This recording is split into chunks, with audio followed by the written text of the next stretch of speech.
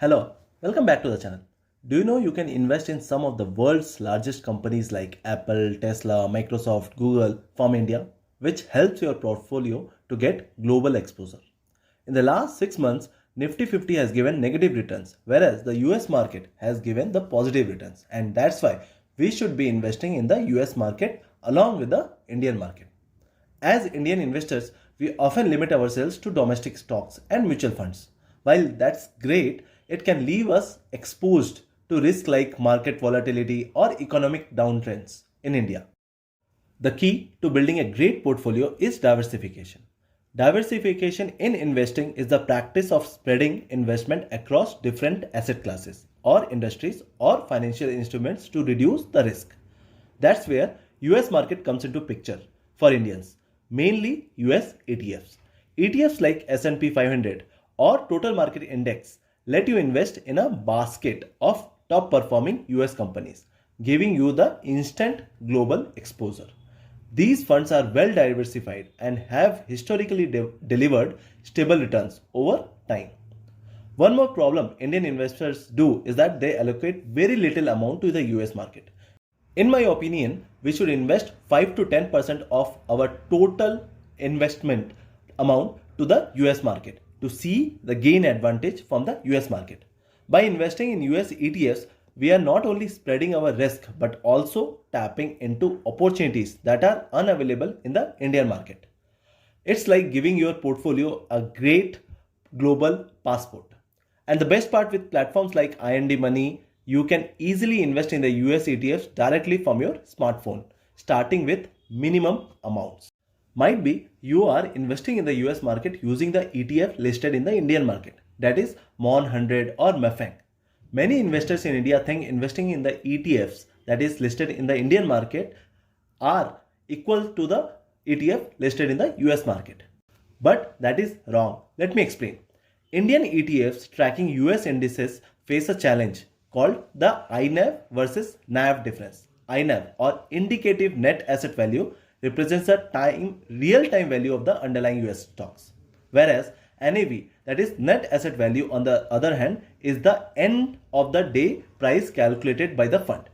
Since Indian markets close much earlier than the US markets, the NAV of these ETF is often outdated, especially during the volatile market conditions. This time lag can lead to discrepancies and even missed opportunities for Indian investors.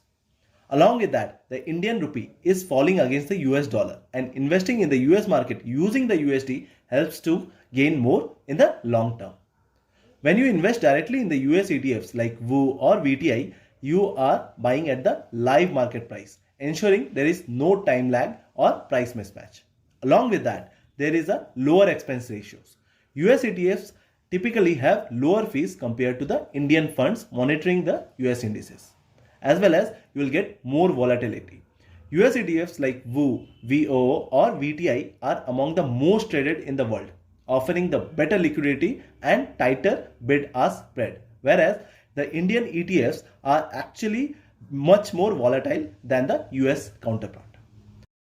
Let's put it in the numbers. Imagine the S&P 500 surges overnight. Indian ETFs tracking the S&P 500 might not reflect this fully in their NAV the next day due to the time lag. But with direct US ETFs, you can capture the real-time gains, making them a much more efficient choice for long-term global diversification. So, how do US ETFs like S&P 500 and VTI actually work?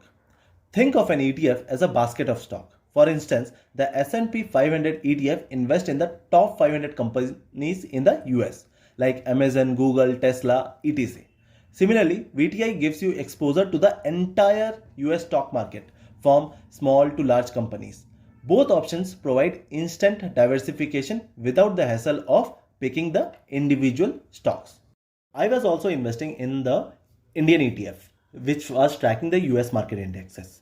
But now I started investing directly in the US market, mainly VOO, that is S&P 500. I am not doing any stock picking or anything else, just the S&P 500 to get that global exposure. You can also start that if you want, or if you want any other stock picking or any other indexes, you can actually Go to the IndMoney app or any other app, search for any other indexes and start investing in that. Now, I know what you're thinking.